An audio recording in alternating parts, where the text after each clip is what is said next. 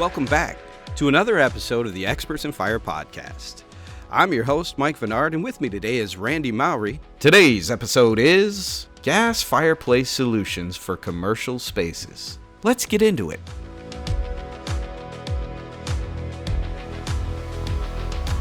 Hey Randy, how you doing, brother? I'm doing great. It's a beautiful day in the neighborhood, Mike. How are you? I mean, the neighborhood is awesome. Just awesome. It's awesome. I got my big July parties coming up. I got some really cool, fun stuff happening. So. Oh yeah, that's right. All right, man. We came today to talk about gas fireplace solutions for commercial spaces, and I know this is a pretty specific episode. It's limited right to commercial spaces, but we have a lot of our pros and our listeners out there who are checking in, and maybe it's their first opportunity to do a commercial space, or they're researching it, or they've done several. But we just want to kind of talk through what are some of those solutions and, why. I guess for me, I look at this topic and go, what makes something different so that it can go into a commercial space? So I'm going to add that to you. I know we didn't even talk about that beforehand.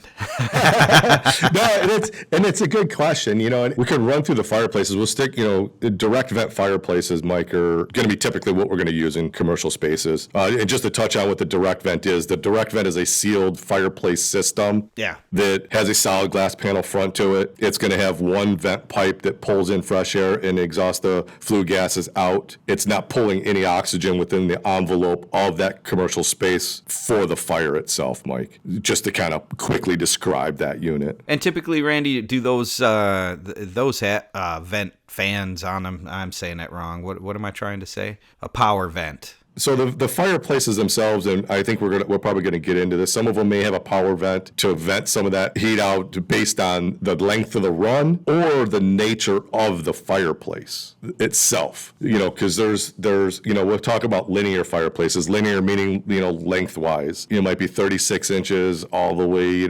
70, 80, 90, 100 inches depending on the project itself. And those are your contemporary style fireplaces, Mike. We're seeing a lot more of that in a lot of these commercial spaces. I've got one here locally in the Detroit area that we're doing, currently, that's like a 74-inch unit. Yeah, and typically the height stays pretty consistent, and then the width just continues to stretch across the wall. Correct, yeah. With the linear fireplaces, you'll find a lot of them are going to have that, anywhere from maybe 12 to 18 inches of glass height. But then we also have units that can go 60 inches in glass height.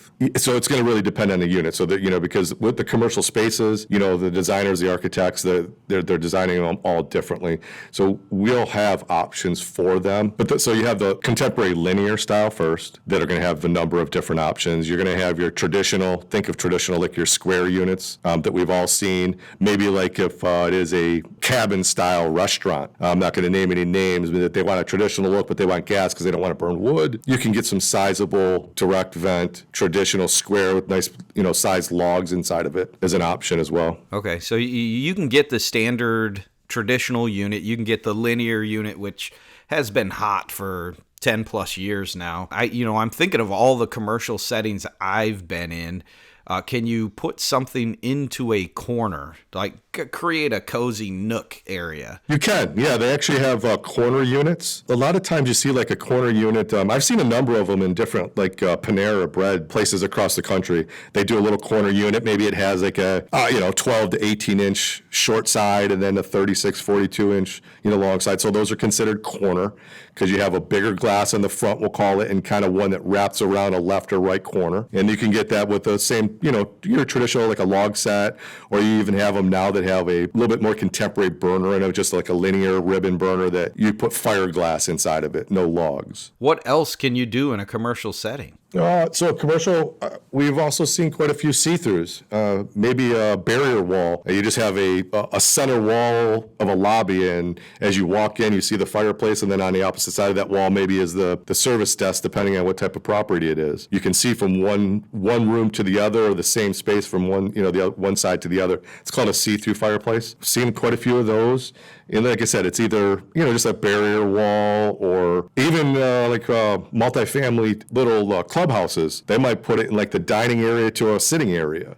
or a senior complex, a gaming room to the dining area, that type of thing. I've been to restaurants where it is the seated area of the restaurant and then a see-through unit into, you can kind of see into the bar area. Oh, okay, yeah. You know what I mean? That's just a wall that kind of separates it. So you're not staring at the people at the bar. You have a nice fireplace, but you can still see through it to the bar. Yeah, absolutely. Very cool. That's very cool. And then, another option that's pretty cool that you can use in commercial, I've only seen it one time personally on site, is a bay window. So think of, like we talked about, a corner, left or right. Well, this is a bay. You have a wall that comes out and you have glass on 3 sides. Yeah, those are neat. That's a really nice look as well. So we have, the bay options.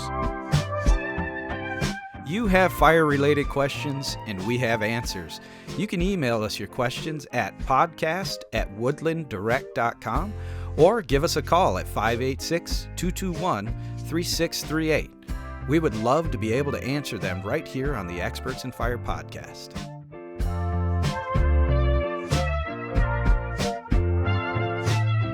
So you have, it sounds like you have a lot of different options you could use for a commercial setting. What are some things that our pros may need to know about? Can they just drop any direct vent unit into a commercial setting, or are there some things they should consider before they do? So, one of the things you'll want to consider, what's really important when it comes to commercial, is the installation and how it's going to be vented.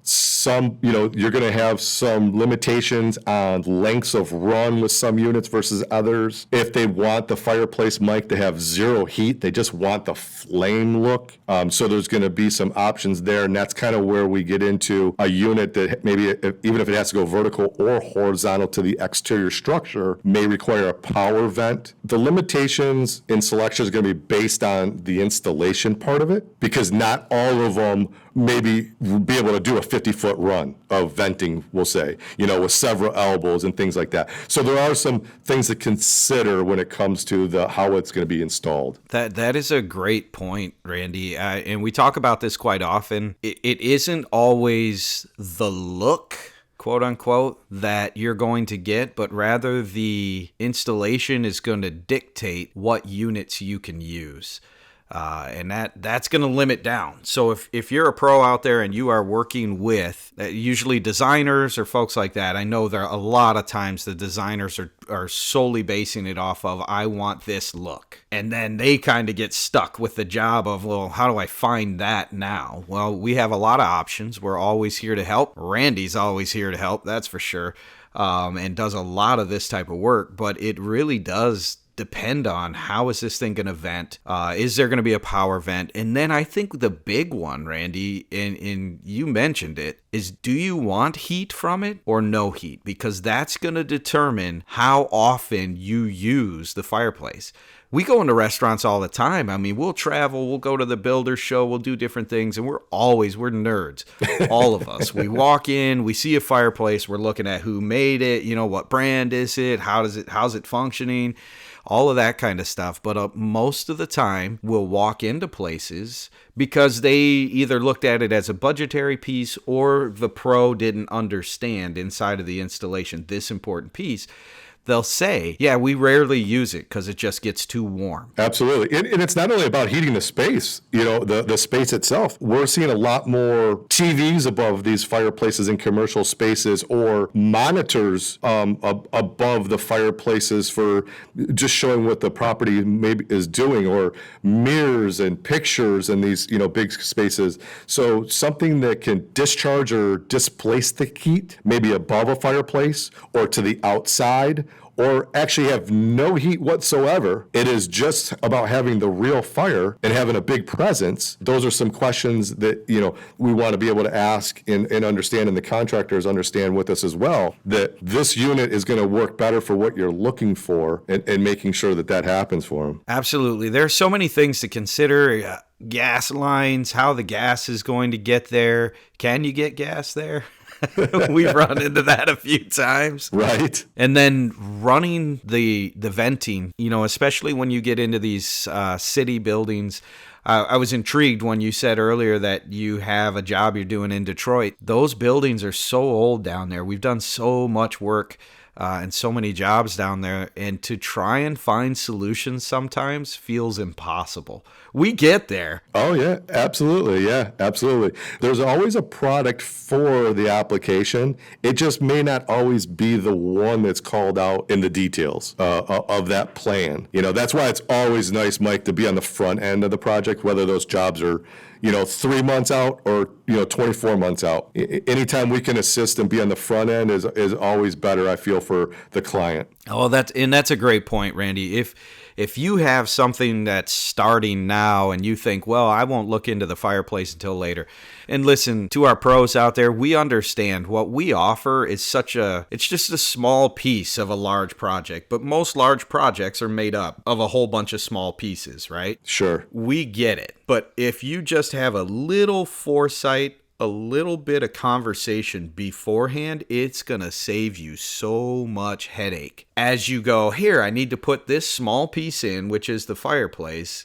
And then you run into, well, we might have to nix it all together. Now you got a designer who's yelling and screaming at you. You got the owner of whatever saying, no, we're putting fire in here. And you're sitting there going, we're going to have to blow stuff up in order to. Please, you're not wasting our time. Give us a shout and we'll walk through with you as long as you know what's going on so that you can make sure that all of that stuff is run beforehand. And we got tips and tricks as well. That's what we do. It's who we are.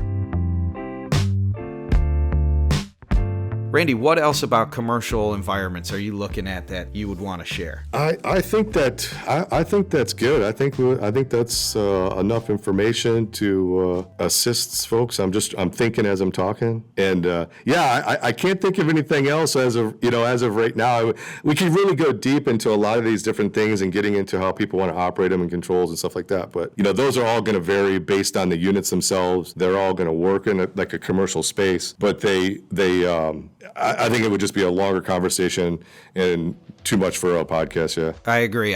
If you have questions on that or specifics even, we have options for those things to where the controls can be in a completely different space. And depending on what type of environment it's going into, you don't even have to walk up to the unit to turn it on. Those controls can be somewhere else, either via remote or the wiring harness is run into a different space altogether. So please give us a call if you do have questions on stuff like that.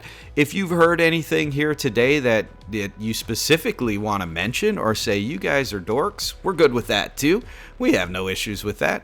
As well as if you say, hey, don't forget this, we crave that type of information as well. Please reach out to us in any way that you want to. We give different ways for you to reach out to us all the way through the podcast here.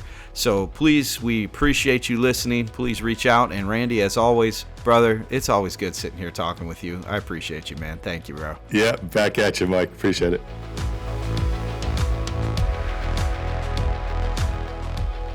Join us next time for When Should I Replace My Gas Logs? We'll see you then.